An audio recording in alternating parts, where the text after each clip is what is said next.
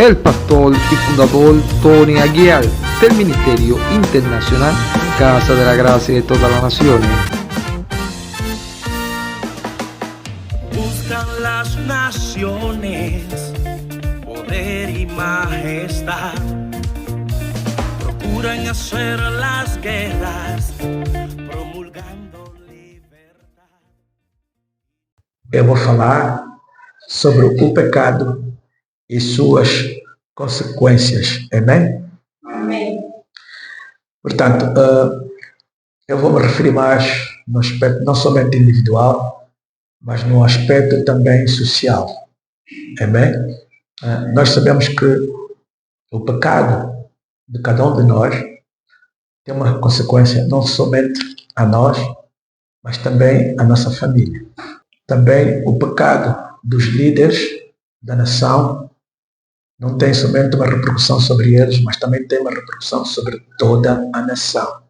Amém? Portanto, nós estamos a atravessar tempos difíceis cá em Angola, estamos a atravessar momentos de muita instabilidade social, sabemos que há falta de emprego, existe muita fome, pessoas a comer no lixo, existe muito assalto à mão armada, existe muitos assassinatos, existe muito crime, muita corrupção de líderes, crimes organizados, existe muita idolatria. As pessoas hoje em dia recorrem mais à feitiçaria do que, 40 anos atrás. Portanto, nós sabemos que tudo isso é consequência do pecado. Amém? Amém. Portanto, o pecado, como eu disse, creio que é a semana passada ou ano passado, o pecado é de desobediência das normas que Deus estabeleceu para o ser humano. O pecado é se rebelar contra Deus. O pecado é pensar que o ser humano pode viver sem Deus. É se afastar de Deus. É não consultar a Deus. Você é fazer a tua vida sem consultar Deus, você cai sempre no pecado. Nós temos um exemplo, nós que estudamos em Cuba. Cuba continua a ser um país socialista, no qual o governo não acredita em Deus. Temos também a União Soviética, que era um país comunista, que também não acreditava em Deus. Graças a Deus que a União Soviética hoje em dia já é um país que aceita Deus, já aceita a igreja de uma forma aberta e clara. Portanto, reparamos que Deus estabeleceu normas e conduta para tudo que nós fizemos aqui na Terra. Deus estabeleceu normas de conduta para casamento, para a família. Deus estabeleceu normas para ter sexo. Não é? Nós sabemos que o sexo, de acordo com a palavra de Deus, deve ser estabelecido entre um homem e uma mulher depois de consumirem o seu casamento, no qual o casamento é uma atividade pública, amém? No qual devemos ter pessoas para testemunhar. É muito bom. Amém? Deus estabeleceu regras para escolhermos os nossos líderes. Lembra-se que no início Deus governava o povo de Israel através de profetas. E o povo rebelou-se contra Deus. Disse que queria também ter um rei conforme as outras nações. E Deus lhes deu um rei de acordo à sua vontade. Portanto, foi o rei Saul. O rei Saul não foi um rei na vontade de Deus. Foi um rei do qual Deus sabia que o ser humano gostava daquele tipo de homem. Um homem esbelto. Sim, a Bíblia explica que o rei Saul era alto. Devia ter aí, se calhar, 2 metros ou mais. É esbelto, né? Em contraste com o rei David. Portanto, o rei Saul, quando desobedeceu a Deus, Deus abandonou o rei Saul e Deus foi escolher um líder, que era David. David, na altura, tinha 17 anos, era adolescente. E David era pastor de ovelhas. Pressuponho que David andava sempre sujo. David nem sequer fazia muito tempo no seio da sua família. Ele estava mais no campo. Portanto, nós vimos que quando Deus mandou o rei Samuel escolher David para ser ungido, David não estava no meio da família, estavam todos menos David. O profeta Samuel escolheu alguns que ele pensou que fossem aquelas pessoas, e Deus disse que não é esse, não é aquele. E Deus diz na sua palavra que ele não escolhe de acordo à maneira dos homens escolherem. Ele escolhe as pessoas de acordo com o caráter. 1 Samuel 16, 7. Mas o Senhor disse a Samuel: não julgue um homem pela sua aparência ou sua altura, pois não é este o escolhido. O Senhor não julga como julgam os homens. Um homem vê a aparência exterior, mas o Senhor examina os pensamentos e a intenção do coração. Portanto, hoje em dia, muitas nações são democráticas. Muitas nações, o povo escolhe os seus líderes. Muita calamidade que muitos povos sofrem é por causa das suas escolhas. Amém? Nós temos que entender isso. Portanto, aqui eu quero focar no como é que o homem escolhe as coisas contra as normas que Deus já estabeleceu. Amém?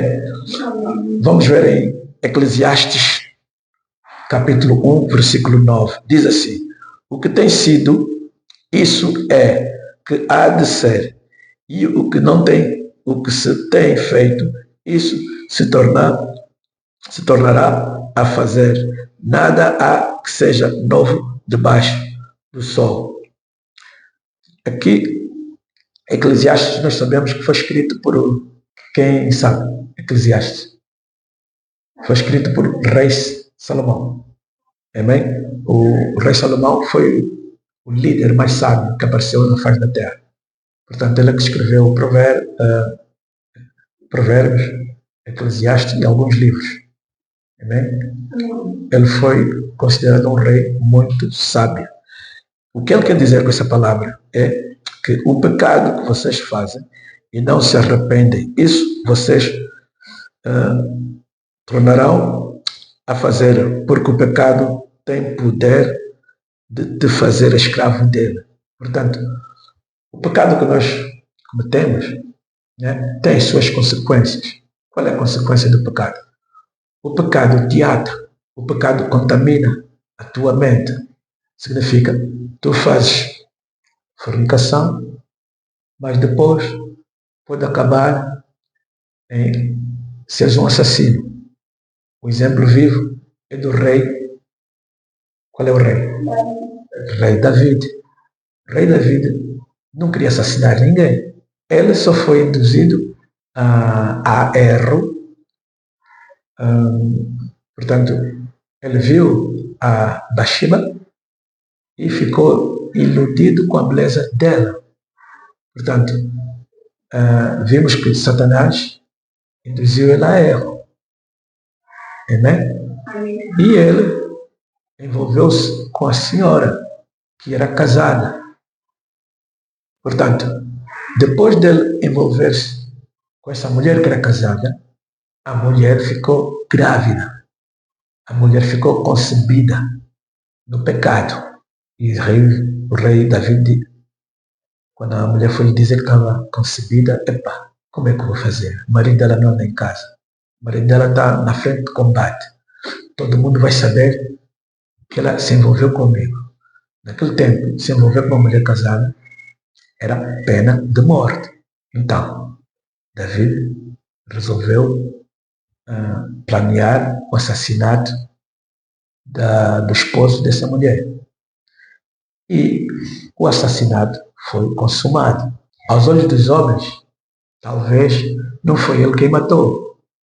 Ele somente mandou ir para uma zona de combate, que era uma zona, como é que se diz, uma zona muito afetada, que ele dificilmente ia sair vivo. Mas o coração dele, as intenções dele, lhe faz ser um assassino. Entende? Ele talvez, no tribunal dos homens, ele até podia se safar. Nós sabemos que a vida de todos nós é previsível. Deus, quando fez o ser humano, fez para ele prosperar, fez para ele ter sucesso, fez para ele ter uma vida eterna. Mesmo depois do pecado de Adão e Eva, Deus continua a planear a vida do homem com sucesso, com prosperidade. Conforme Deus fez as plantas, Deus fez com propósito. Conforme Deus fez os animais, Deus fez com propósito para que eles possam finalizar o propósito do qual Deus fez. Deus não fez nada para não prosperar. Amém? Amém. Portanto, a falta da nossa prosperidade, os problemas que nós enfrentamos, os obstáculos, tudo é por causa dos nossos pecados. Nada na terra, nada debaixo do sol é algo novo. Nós sabemos de tudo. Talvez as pessoas jovens não sabem de muita coisa, mas nós, que já temos certa idade, nós sabemos, nós olhamos para a vida de um jovem, nós podemos prever o resultado deste jovem daqui a 20, 30 anos. A vida é previsível. Um país no qual escolhe-se líderes que não têm bom caráter, um país que, em vez de escolher pessoas honestas, pessoas sinceras, pessoas humildes, pessoas sábias, essas pessoas ficam subordinadas das pessoas sem caráter. O que é que nós esperamos deste país? O que é que nós esperamos dessa nação? Tu, se te casas com um homem soberbo, com um homem machista, com um homem que não se importa se envolver com várias mulheres, tu te casas com ele, mesmo sabendo. O que é que tu esperas que a tua vida no futuro seja? Portanto, nós, os seres humanos, fingimos que nós não sabemos das consequências do nosso pecado. Por exemplo, eu quando era jovem, eu não sabia das consequências do meu pecado, porque nunca me tinham falado da palavra de Deus. Eu achava que o ser humano era um ser que vivia de acordo com a inteligência e a vivura dele. Eu olhava muitas pessoas abastadas e que tinham mau caráter, eu pensava que não havia nada disso de pecado. Portanto, quando eu soube, por causa do meu pecado, eu vi a minha vida andar para trás, eu já tivera dito que eu tive um ataque espiritual no qual eu perdi a capacidade de dormir. Eu não dormia, eu tinha insônias, comecei a perder a memória. Tudo que eu fazia não dava certo. Tudo que eu fazia não dava certo. Eu, mesmo não conhecendo Deus, eu cheguei à conclusão que somente Deus poderia me safar daquilo. E eu fui procurar Deus. Muitos de vocês precisam também de estar numa calamidade, de estar amarrados, de estar atados, desempregados 2, 3 anos, com enfermidades, para vocês ir procurar Deus. Infelizmente, o ser humano tem essa tendência.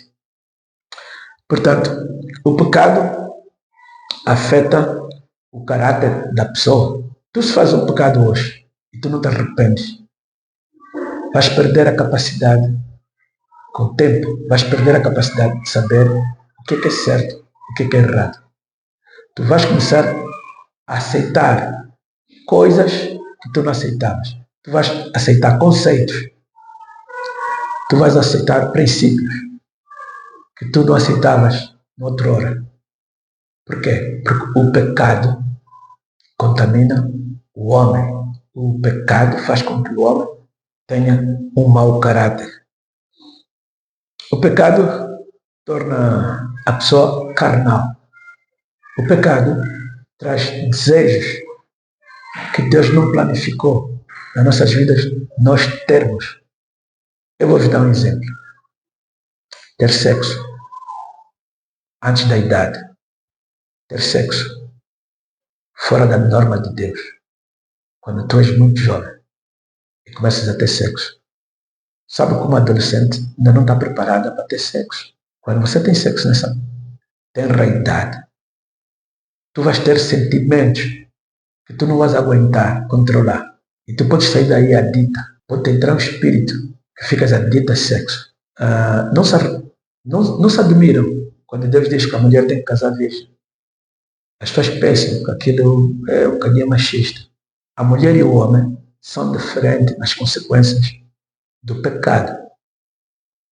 Deus nos condena a todos, mas espiritualmente, carnalmente, existe a diferença da mulher e do homem. Por isso, Deus protege mais a mulher do que os homens nesse aspecto. Por isso que os pais protegem mais a menina do que o homem nesses aspectos. Portanto, eu sei que isso destrói almas.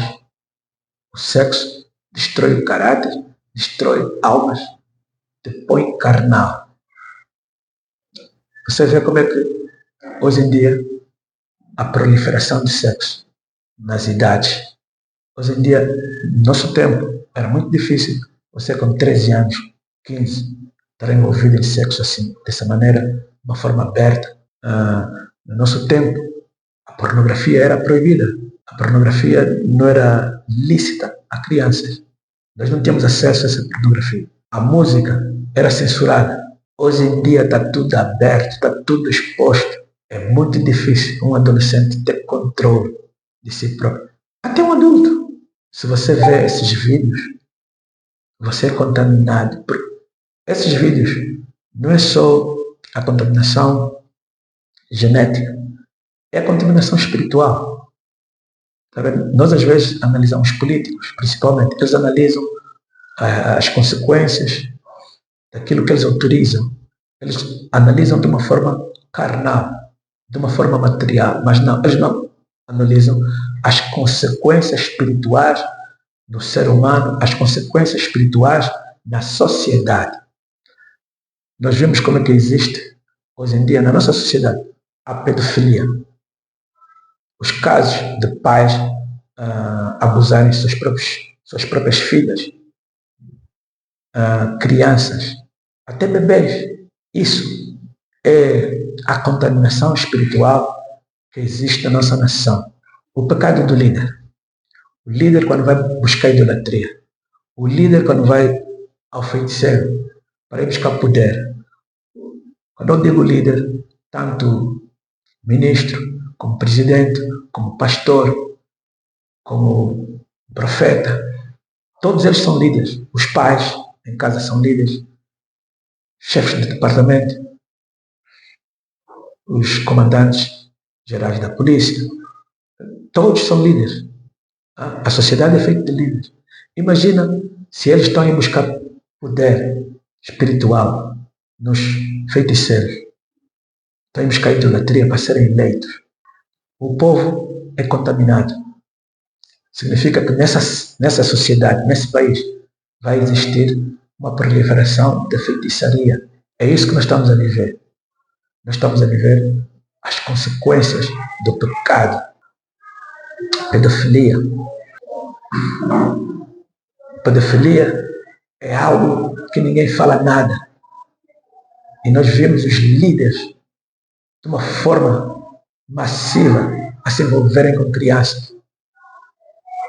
Os tribunais fazem vista grossa, a polícia faz vista grossa. Aquilo começou pouco a pouco, agora está num nível descontrolado. Vimos os assaltos como é que os assaltos à mão armada estão de uma maneira descontrolada. As consequências do pecado numa sociedade têm consequências desastrosas. Nós vimos como é que começam as guerras civis. Por causa do pecado. As guerras civis começam porque nós não quisemos fazer as coisas de acordo à vontade de Deus. Há uma regra para escolher os líderes. Enquanto nós não nos submeter em regras justas para que todos nós possamos escolher os nossos líderes de uma forma justa e aberta, nós vamos sempre ter líderes que não é da vontade de Deus. Imagina, toda nação tem um homem que Deus escolheu para liderar essa nação. Se nós eliminarmos aqueles que estão a ser escolhidos por Deus, nós vamos ter sempre problemas, instabilidades sociais. Nós estamos eliminando aqueles que são escolhidos sistematicamente e em muitas décadas continuamos a fazer. E todo mundo vê. A igreja tem medo de falar. A sociedade tem medo de falar. Os juízes que controlam os tribunais têm medo de falar. Aliás, estão todos corrompidos. O que é que nós esperamos do nosso país, da nossa sociedade? Isso é uma calamidade geral, mesmo na turbulência. Se você se arrepende de teus pecados, se você anda corretamente, se você vive uma vida justa, Deus te protege, Deus te prospera, a ti e a tua família. Salmos 28, 8. Salmos 28, 8 diz assim: o Senhor é a força do seu povo, a fortaleza que salva o seu ungido. Salmo 125, 1 a 3. Os que confiam no Senhor são como o monte Sião, que não se abala, mas continua firme para sempre. Como em volta de Jerusalém estão os montes, assim o Senhor está ao redor do seu povo, desde agora e para sempre. Portanto, Deus diz na sua palavra para nós confiar em Deus. Nós confiarmos em Deus. E quando nós confiamos em Deus, quando nós vamos procurar Deus, Ele fica ao nosso redor. Os anjos acampam-se ao nosso redor. Os anjos nos protegem. Os anjos não deixam com que Satanás venha nos derrubar, com que os ímpios venham nos derrubar. Temos que ter fé nas promessas de Deus.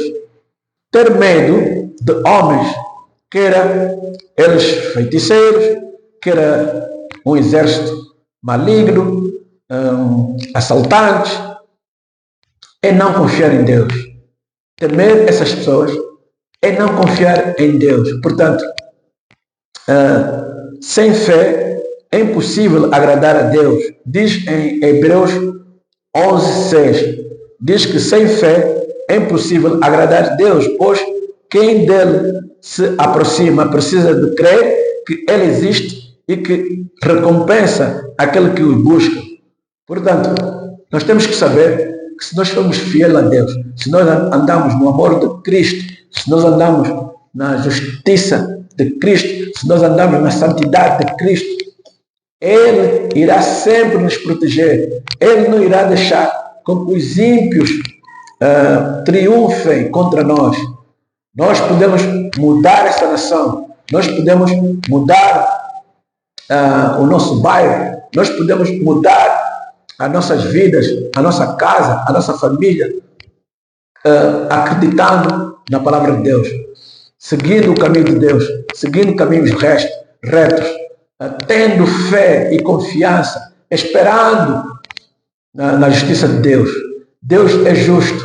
Portanto, aquelas pessoas, quando são os malfeitores quando nos fazem mal, os malfeitores quando são injustos contra nós devemos confiar que existe um tribunal nos céus. o Tribunal Supremo, que julga todas as almas. Esse tribunal faz justiça, sempre fez justiça, hoje também faz justiça e amanhã fará justiça para aqueles que creem, aqueles que têm conhecimento, aqueles que conhecem a palavra de Deus, aqueles que leem a Bíblia.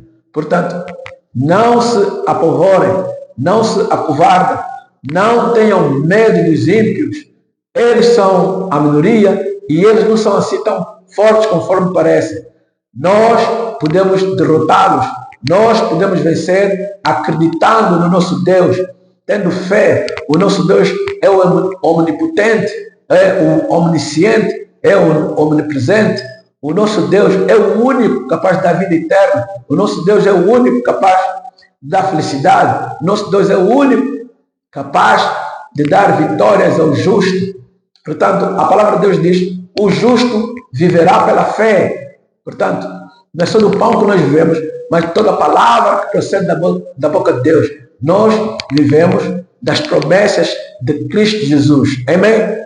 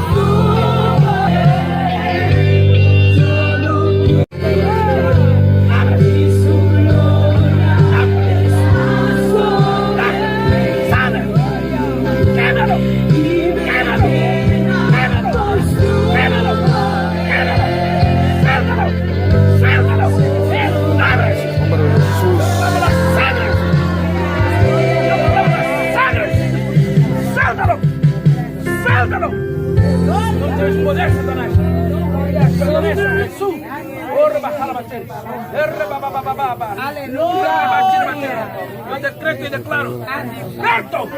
¡Nombre de Jesucristo! Yo te ordeno,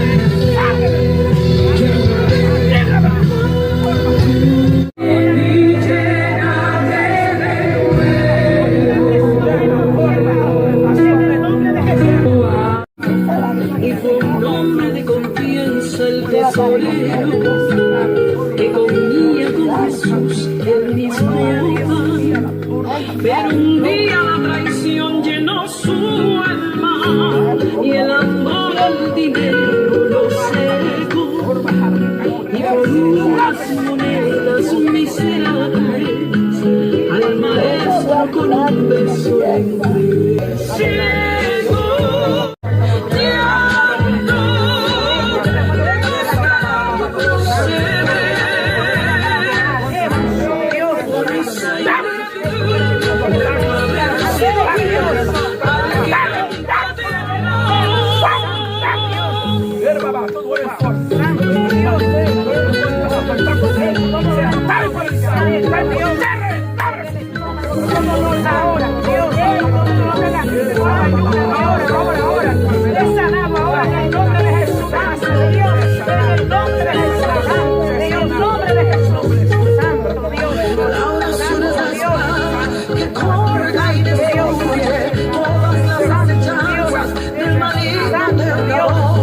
El pueblo ve orar.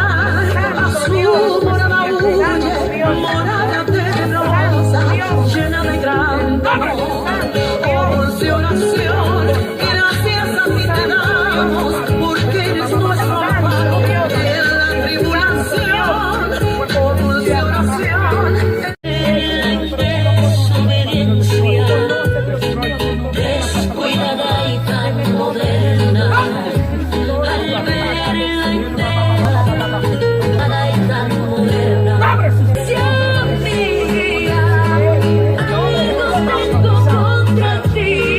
Al verte quizás olvidar y alejada de mí.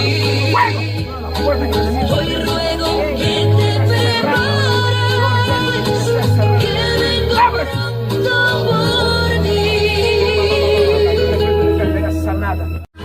Muchos se asombrarán, Pero es que Jesucristo su iglesia viene a buscar. pero es que Jesucristo su iglesia viene a buscar.